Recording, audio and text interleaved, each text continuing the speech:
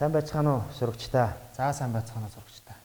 Өнөөдрийн хичээлийг Эрдэнэ өргөө зохицбол сургуулийн газар зүйн багш Очроод боловсролын хүрээлэнгийн эрдэм шинжилгээний ажилтан Алтан Сүхний бие хамтран хөтлж явуулнаа. За өнөөдөр гадаа цаг агаар ямар байна? Эндээс хоёулаа хичээл эхлэе тийм. За өнөөдөр цаг агаар маш сайхан тогтун сайхан байна. Тэгэхээр өнөөдрийн хичээлийн сэдэв маань бол цаг агаарыг шинжих уламжлалт аргуудын талаар бүхэн үзэхнэ. За цаг агаарын мэдлэг ойлголтын талаар манай сурагчид маань өмнөх одоо мэдлэг ойлголтыг нэмэрч байгаа юм байна. Тэр талаар нь. За манай сурагчдын хувьд бол 5 дугаар ангидаа хүн ба байгаль хичээлээр цаг агаарын ажиглалт туршилтыг гарын дорх материал ашиглан хийж сурсан байгаа.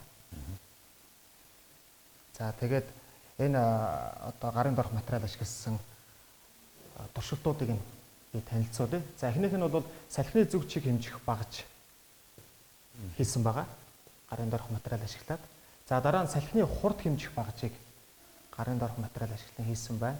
За кардонын цаас, за 0 утас, за мөн пенсний бөмбөгийг ашиглаж хийсэн байна. За дараагийн туршилтын багаж бол агаарын даралт хэмжих багажийг хийсэн байна. За энийг хийхдээ бол мөн нэг удаагийн аяга, за шаар, за урт модон савх, за цаас зэргийг ашиглаж хийсэн байна. За дараа нь үүсчдийг тодорхойлох багажийг хийсэн байна. Хурд тунцыг хэмжих багаж гэдэг эдгээрийг одоо хийж цаг агаарын туршилт ажиглалтыг хийж сурсан байна. Эндээс нэг юм тодруулъя. Хүүхдүүд маань гарын доорх материалаар ингээ ашиглаад цаг агаарын одоо үзэгдлүүдийг ингээ хэмжиж байна тийм. Одоо жишээ нь би агаарын даралтыг асуух гэдэг юм л да. Энэ даралтыг хэмжих энэ багажаар агаарын даралт өөрчлөгдөж байгаа тодорхойлж болох уу? Энэ юу ямар шүү бүтцтэй яаж хийгдсэн? За энийг тайлбарлахад за энэ юу нэг удаагийн аягыг битүүлсэн энэ шаар маань доошоо хонхоох юм бол урт савх маань дээшээгээ хөндөрөөд дээшээ болоод за агаарын даралт нэмэгдэж байна гэсэн. Нэмэгдэж байгаа. За шаар маань доороос пүмбих юм бол савх маань эсрэгээрээ доошоо болж агаарын даралт буурж яана гэдгийг эндээс ажиглаж болж байгаамаа. Нэг кейсийг би та бүхэнд уншия. За Бат цаг агаарын мэдээ үзчихье. 2020 оны 2 сарын 17-нд Улаанбаатар хотод өдөртөө хасах 8 Цс, шөнөдөө хасах 21 Цс, салхи баруун хойноос 1 м/секунд, үүшилт тэг баал буюу цэлмэг тундасгүй, агаарын даралт 1025 гектопаскал тогтвортой байна гэж. Тэгэхээр бидний хувьд бол өдөр болгон маргаашийн цаг агаар ер нь ямар байх бол гэж байнга энэ асуултад тулгардаг тийм ээ. Тэгэхээр энэ кейсээс таны хувьд энэ өдрийн цаг агаарын байдал нь ямар байх нь вэ? Ерөнхий төлөвийг нь та юу гэж харж байна? За би эндээс ингээ харахтаа за агаарын температур бол бас өдөртөө харьцангуй бас дулаан тийм 8 гэдэг чинь бас харьцангуй дулаан. За үүшилт тийг баал гэсэн цэлмэг тийм ээ. Тэгэхээр агаарын даралт тогтвортой байна гэдгийг ингээ харах юм бол ер нь бол их агаар цаг агаар их тогтвортой байна. Тийм байна гэж ойлгохоор байна тийм. За тэгвэл хариулт нь бол таны хувьд бол A хөлбөр буюу тэнгэр тогтун сайхан байна гэж үзэж байгаа юм тийм. За тэгвэл энэ цаг агаарын мэдээний хувьд бол яг тэнгэр тогтун байна гэдгийг бол хүүхдүүд бид бүхэн бол та бүхэн тухайн өдрийн агаарын температурыг хараад өнөөдөр сайхан дулаахан байх юм байна, хасах 8 байх юм байна гэд гараад одоо явах нь бол бас хүчир дутагдaltaй байна. Эндээс нэг тодруулъя. Энэ одоо цаг агаарын мэдэн дээр маш олон юм биш тийм ээ. Температур, үүшил, агаарын даралт, тундас гэх. Ер нь одоо гол одоо энэ үзүүлэлтүүд нь эднэр мөн. Энднээс өөр одоо зүйл байж болох. Ер нь цаг агаарын мэдээнд юу чухалчиж илүү авч үздэг юм бэ? Тэр цаг агаарын мэдээг үзэхдээ бол зөвхөн температурыг нь хараад зогсохгүйгээр салхи тэгээд тундас, агаарын даралт гэсэн эдгээр элементүүдийг цогцоор нь харж иж эдгээр элементүүдийн хоорондын уялдаа холбоо хамаарлал нь цогц байж иж бүхлөд нэг цаг агаарын төлөв байдал гарч ирдэг байна. За тэгээд багш нь та бүхэндээ цаг агаарын зарим элементүүдийг дурдъя. Саяны цаг агаарын мэдэн дээр гарсан байгаа тийм. За эхнийх нь бол заашгүй цаг агаарын температур. За температурыг бол Цельсиэр хэмжих нь байна. За дараа нь салхи м/секундээр илэрхийлэх нь байна. За дараа нь үүшилт. За үүшилтийг бол баал гэдэг нэгжээр илэрхийлнэ. За тунцыг миллиметрээр илэрхийлнэ. За дараа нь агаарын даралт буюу агаарын даралтыг гектопаскал гэдэг нэгжээр илэрхийлнэ. Эдгээр одоо цогц элементүүд маань нэгдэжээж нэг агаарын цаг агаарын одоо төлөв байдлыг илэрхийлнэ гэсэн. За цаг агаарын төлөв байдлыг илэрхийлэхийн тулд бас багаж ашигладаг. За ямар багажууд ашигладаг вэ гэвэл салхины хурд зүг чигийг хэмжигч багажийг бол анимометр гэнэ. За зурган дээрээс хүүхдүүд та бүхэн харж байгаа бах.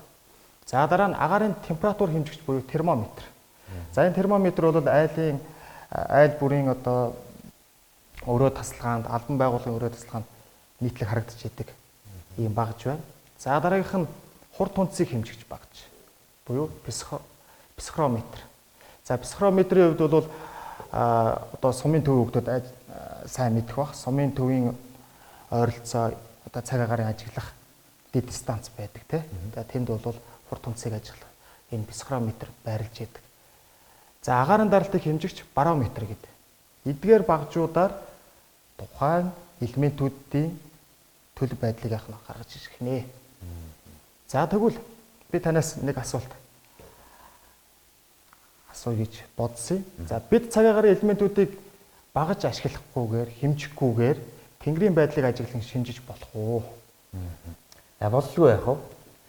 За энэ дээр манай ард түмбэл эртээр үеэс одоо байгальтайгаа ингэж зогцож тий түүнээсээ хамааралтай за байгалаа ажиглаж за орчин тойрныхоо ан амтан одоо мал адгуусаа ингэж ажиглаж тий эндээсээ тэнгэрийн байдал одоо болон улирал ямар байхыг ингэж орчилж одоо таам гэж шинждэг ийм одоо уламжлалт арга одоо ч гэсэн байсаар. За эндээс би ингэж авчихсан дурдах юм бол одоо хүний биеийн байдал дээр бас ажиглалт хийж одоо хүнд гарч байгаа биед нь гарч байгаа өөрчлөлтөөр ажиглаж одоо манай одоо настай хүмүүс үл ялангуяа ярьдаг ш тийм миний хууч өвчөө хөдөлж байна цагаагаар мутах тэнгэр мутах нэ гэж ярьдаг дээр даралт хөдлөлөө ч гэдэг юм тийм энэ байдлаар ингэж хүн өөртөө гарч байгаа өөрчлөлтөөр дамжиж одоо энэ нь бол цаанаа шинжлэх ухааны үндэсээр тайлбарлах юм бол агаарын даралттай холбоотой. Агаарын даралт одоо өөрчлөгдөхөд дагаад хүний биеийн одоо даралт бас дахиж одоо өөрчлөлт орж идэг. Тэр нь одоо хүний хууч өвчин янз бүрийн одоо байдлаар нөлөөлж эхэлж идэг тийм ээ. За дараагийнх нь ургамлын ургалт тархалт. Хаана ямар ургамал ургаж ийн гэдгээс шалтгаалаад тий. Одоо хүмүүс ярьдаг шүү дээ. Цагаан цэцэг ургасан газар цас их унах нэ гэдэг юм уу. Тухайн жилийн одоо самар жимс одоо хэр их ургасан байгаа байдлаас шалтгаалаад өвөл өнтэй болно, өвөл одоо хүйтэн болно ч гэдэг юм ийм байдлаар ингэж хэлж байна. За дараа нь амьтдын зан аран шин, амьдралын хэв маяг дээр толгуурлж бас одоо мал дуулж байгаа малаа ч гэдэг юм зэрлэг ан амьтныг ажиглах байдлаар тэнгэр хангаагаа бас шинждэг ийм уламжлал байна. За мөн салхины чиглэл хаанаас ямар улиралд ямар салхи салхилж чинь те тэндээс шинжиж одоо улирлын юм сайхан байх нь тухайн өдөр ийм байх нэ гэдгийг тооцдог. За мөн одоо нар сар одны харагдах байдлыг ажиглаж байна. Ард түмэн шинжиж мэддэг.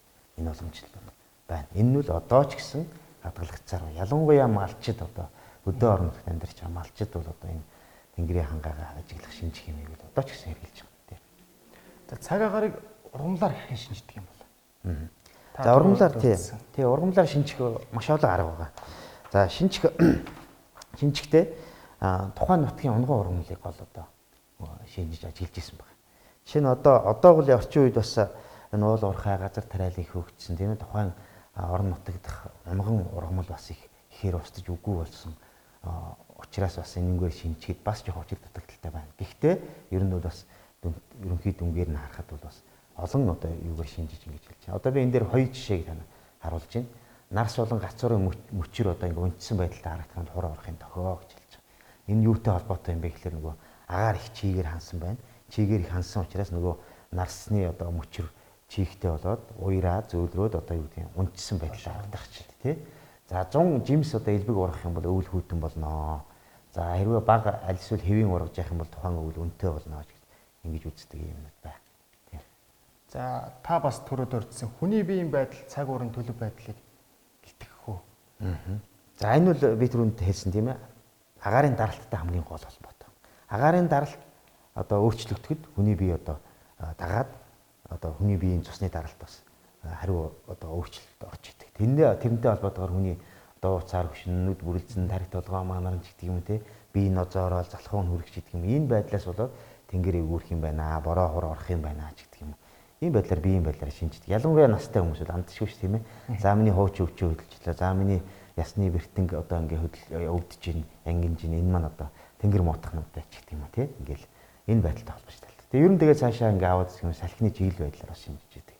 Хавар зундаа одоо чанх урдаасаа юм уу баруун өмнөөсөө ингээ салхилаад байх юм бол бороо орохын шинж байна. Салхины чиглэл одоо нар буруу эргэж өөрчлөгдөж явах юм бол ер нь тэнгэр муухарах юм байна ч гэдэг юм. Ийм байдлаар ингэж шинжиж байна. Дараагийнх нь нар сар одоор шинждэг. За манай ард түмбэл ер нь нар сарыг их ажигладаг, оддыг их ажигладаг. За ялангуяа одоо би энэ дээр харуулж байгаа жишээн дээр шиний 2-ны одоо сарыг ажигладаг. Шиний 2-ны сар, хавирган сар маань ихц босоо байралтай тийм ээ. Байралтай байгаа тохиолдолд одоо цагаагаар ирэх сарын цагаагаар одоо сайхан байх юм байна ч гэх юм тий. Эсвэргээрээ шиний 2-ны сар маань дээшээ харсан байдалтай. За хавирган сар нэм огцсон юм хавиргалсан байх юм бол дараагийн сарын цагаагаар бас нөөтлөхгүй гэж ингэ шинжиж явах шээ тий. Цаг агаарын байдлыг тэгвэл цагаан сарын үеэр шиний 2-ны сарыг ажиглаад энэ хаврын удирдалд ямар байх вэ гэдгийг бол бас ажиглаж харж болох юм. Тий. Ялангуяа одоо сар шиний эхэнд шиний 2-ны сарыг ажиглаж манай одоо настангууд бол тий малчид бол тухайн жилийнхаа хаврынхаа өнгө цаг агарын шинжийг тодорхойлно. Ер нь сар болгоны одоо нөгөө шинэ сар гарч идэг тий. Сар болгоны шиний 2-ны сараа ажиглаад тухайн сарынхаа бас цаг агарыг шинжиждэг юм боломжтой. Дараагийнх нь энэ нар сар хүрээлэхэд тэнгэр мууднаа гэдэг ийм одоо ажиглалт байдаг. За энэ юутай холбоотой юм бэлэр ер нь л агаарт байгаа чигийн мөсөн талстууд за энэ дээр одоо нар сарны гэрэл ойх энэ үзэгдлээс болоод одоо тэнгэр хангаа за хурд тунд сорох юм байна, хүүтрэх юм байна гэдэг ийм шинждэг боломжтой байна. За дараа нь тэнгэр үүлний шинж байдлыг ажигладаг. За бараан хар үүл гараад ирэх юм бол бороо оромж гэдэг юм те. За нэмгэн цагаан үүл байх юм бол салхи хөдлөх нээж гэдэг юм уу. Уулын ороогоор манан бодонд татаад эхлэх юм бол салхи ширүүс хурд тунд сорно ч гэдэг юм те. Ийм байдлаар бас ажигладаг ийм юм байна. За дараагийн нэг шинжил мал амьтны одоо аран шингаар шинждэг. За манай монголчууд бол ялангуяа малчид бол тий одоо олон мянган жилийн туршид энэ 5 хөшөө малаа хадгуулж ингэж тэр малынхаа үйл хөдлөлийг аран шинг ажиглаж тий тэндээсээ цагаагаараа шинждэг ийм боломжтой байсан байна. За жишээ нь одоо нохой муур цаглуулж хийвчүүл тэнгэр мууднаа. За хонь өглөөгөр салхи сөрөөд хэвтчих юм бол мөн адуу бэлчээртэй таруу идээшлж байх юм бол тэнгэр сайхан болно. За болжмор одоо сөрөг сөргээрээ олон дахин нисч буух. За бие ойр орхон сэгсрээд байх юм бол хүүтрхийн шинжээ. За мөн хэрэг одоо мод чулуу хашаа орон дээр сууж одоо хуваагалах юм бол тийм намрын улирал бороо шороо шуурна өвлийн цагт бол цас орохын шинжээ гэж ингэж үзэж байгаа. Ер нь энэ мал амьтны шинжийг ажиглана гэдэг бол мал амьтан маань өөрөө хүнээс одоо юу гэдгийг харах, сонсох энэ байдал нь араа өөр. Мэдрэхүүн өндөр бай тээ. Зарим хүний сонсдоггүй юмыг мал амьтан одоо сонсож яхад хүний харддаггүй юмыг зарим одоо амьтад одоо харж яадаг тийм ийм нарийн учир холбогдолтой учраас одоо мал амьтан илүү их одоо нэг байгаль гарч байгаа энэ өөрчлөлтийг илүү хүнээс төрүүлж мэдэрдэг. Тэрийг нь хүн ажиглаад за тэнгэр хангаа өөрчлөгдөх юм байна, ингэх юм байна гэдгийг одоо мэддэг ийм боломжтой. Монголчууд бол маш их ажигч гэрхаа ард түмэн байгаа нь тэгээд энэ эрсдэс уур амьсгалтай нүүдлийн соёл иргэншилтийн ард түмний хувьд бол цаг агаар гэдэг бол маргаашийн цаг агаарын төлөв байдал энэ удирдлын цаг агаарын төлөв байдал бол маш чухал болж таарч байна тийм ээ. За хүүхдүүдээ зургийг ажиглаад цаг агаарын төлөв байдлыг хамтдаа шинжий. За эхний зураг. За гэрийн яндангийн утаа доошоогоо бүрэх доошоогоо хургасан байдалтай байна. За дараагийн зурган дээр бол сарны одоо хүрээ татсан байна. Сарыг тойроод. За дараагийн зургийг ажиглая. За яндангийн гарах утаа эгцтэй шигэ хөөрсөн байна. За дараагийн зурган дээр бол орой нар жаргах үед тэнгэрийн хаяа улаасан байна. За тэгвэл эдгээр дөрвөн зургийг ажиглаад тухайн цаг агаарын төлөв байдал ямар байх вэ гэдгийг хүүхдүүдэд шинжий. За багш нь ерөнхий шинжийг нь хэлье. За яндангийн утаа эгцдээшээ хөөрөх юм бол тэнгэрийн хаяа улаах юм бол тэнгэр тогтун болохын шинж юм байна. Энийг та бүхэн хүүхдүүд та бүхэн ажиглаж харж болно. Орой нар жаргах үед тэнгэрийн хаяа ямар байна вэ? Улааж байна уу гэдгийг ажиглах нь байна. За гэрийн яндангийн утаа эгцдээшээгээ байна уу гэдгийг нь ажиглах юм бол одоо тэнгэр сайхан болохын шинж юм байна гэж тодорхойлох юм. За яндангийн утаа доошогоо чиглэн бүргэх, за сар хүрээлэх нь тэнгэр муудахын шинж юм байна. Тэгэхээр хүүхдүүд та бүхэн эдгээр шинжүүдийг бол ажиглаж болох нэ. За дахиад нэг кейсийг багш нь уншия. Дорж орой эртлэн малаа хотлуулахын өмнө сар хүрээлсэн байхыг хараад маргаашийн цаг агаарын байдлыг шинжжээ. За доржийн шинжилснээр маргаашийн цаг агаар ямар байх бол? За багш нь хоёр хөлбөр бэлдсэн. Аад нь тэнгэр тогтун сайхан байна. Бэд нь тэнгэр тогтургүй муудах төлөвтэй байна. За сар хүрээлсэн байна тийм ээ.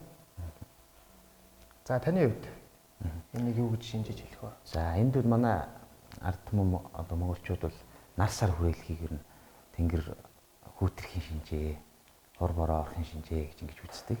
За энийг одоо шинжлэх ухааныхын үүднээс тайлбарлаад үзэх юм бол агаар мандлын одоо дээд өндөр хэсэгт одоо агуулгад усан тослуудыг энэ нар сарны гэрэл одоо нэвтэрч гарахдаа дифракц одоо үзэгдэл үүсгдэг. За дифракц үзэгдлийг зүгээр энгийнээр тайлбарлах юм бол одоо нар сарны гэрэл маань усан тослуудыг нэвтэрч гарахдаа тодорхой хэмжээний хугаралд ордог, ойх үзэгдэл явагддаг тийм ээ.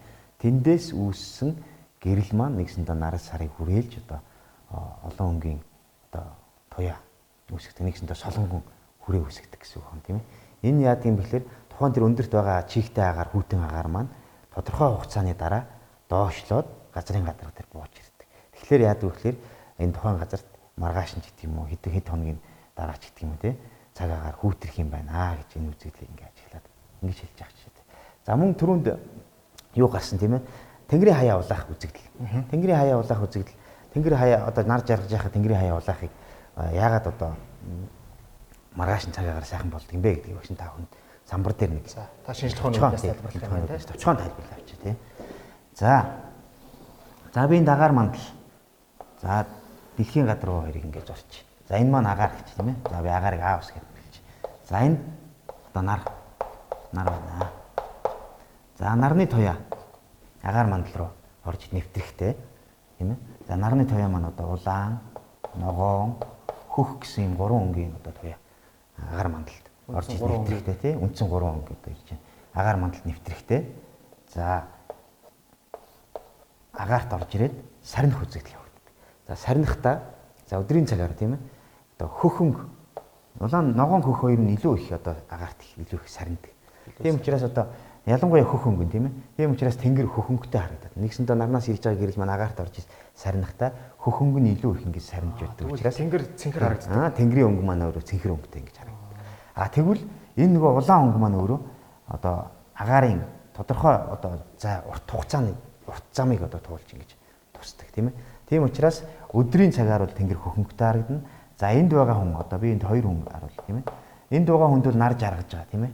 Одоо нэгсэндээ нар жаргаж байгаа үед тэнгэр улаан өнгө маань нэгсэндээ нөгөө тухайн агарыг туулж урт хугацааны энэ урт замыг туулж одоо харагдаж байгаа шүү дээ. Тэнгэрийн хаяа улаан. Тэнгэрийн хаяа нь улаан харагдана гэсэн үг тийм. За өдрийн цагаар бол хөхөнгөтэй харагдаж байна. За ингээ харахаар ингээ тэнгэр цэлмэг байгаагийн шинжийг ингээ илэрхийлж байгаа учраас маргаашийн хувьд бол одоо энэ гинт одоо үйл гарч ирээд ингээ цэнгэр муухарахгүй нэ. Ер нь бол маргааш ихэд бол тэнгэр сайхан тогтун байх юм байна. Яагаад гэвэл тэнгэрт одоо энд халахсан үйл байхгүй байна. Тийм учраас нарны тусгал маань тусахтаа тий одоо нараа ороо жарах үедээ улаан өнгөтэй ингэж харагддаг энэ учиртай. Ийм учиртай. Хоногийн нэг хоногийн хугацаанд бол цаг агаар нэг ахтай тий өөрчлөлт их орохгүй тогтун байх нэ гэдгийг хэлж яах гэж тий. За хүүхдүүдээ өнөөдрийнхээ хичээлийг товчхон дүгнэх юм бол цаг агаар гэдэг бол богино хугацаанд өөрчлөгдөх агаарын төлөв байдлыг хэлнэ. Жишээ нь цагаар, хоногоор, сараар, улирлаар өөрчлөгдөж байгаа үзэгдлийг цаг агаарын өөрчлөлт гэж хэлнэ. За үүнээс гадна бид нар цаг агаараа шинжих уламжлалт аргуудыг сая ярьлаа тийм ээ. За монголчууд бол одоо хүний биеийн байдлын, ургамлын, ургал, тархалт, амьтдын зан арын шин, салхины чиглэл, нар сар одны харагдах байдал гээд маш олон зүйлийг ажиглаж нэгсэндээ маш их ажигч ярихаа ард түмэн тийм ээ. Эндээсээ ажиглаад тэнгэр цаг агаар одоо маргааш ямар байх вэ? Энэ сард ямар байх вэ? Энэ улиралд ямар байх вэ? Магадгүй бүр холыг харах юм бол энэ жилийн цаг агаар юу ямар шиг байх вэ гэдгийг ингэ шинжиж чаддаг юм ард түмэн гэдэг нь харагдаж байна тийм ээ. За мөн одоо ч энэ байдлыг бол одоо манай малчид энэ одоо шинжих юм уламжлалт арга бол одоо ч хүртэл хэрэгжилж байна. Шинжиж болох нь. Хүүхдүүд маань ч гэсэн зуны амралтаараа магадгүй телевиз, интернетгүй орчинд одоо өвөө эмээгэндээ мал хариулж явахдаа эдгээр шинжүүдийг ажиглаад тэгээд маргаашийнхаа цаг агаарын төлөв байдлыг бол шинжиж хэлж болох нь шүү хүүхдүүдээ. За гэрийн даалгаварт ёс эхлэх гэж юу вэ? Ёс хизээ эхлэж хизээ дуусах вэ гэдгийг та бүхэн тооцоолох нь байна. За ханш нээх гэж юу вэ? Хаврын өр хизээ орох вэ? Тэнгэр муудах, тэнгэр сайхан болох шинжүүдийг хүүхдүүд та бүхэн судлаад ирэх нь байна. За ингээд анхаарал тавьсан явдалд баярлалаа хүүхдүүдээ. За анхаарал хандуулсан сурагч та бүхэндээ баярлалаа. Манай өдрийн хичээл ингээд өндөрлж байна.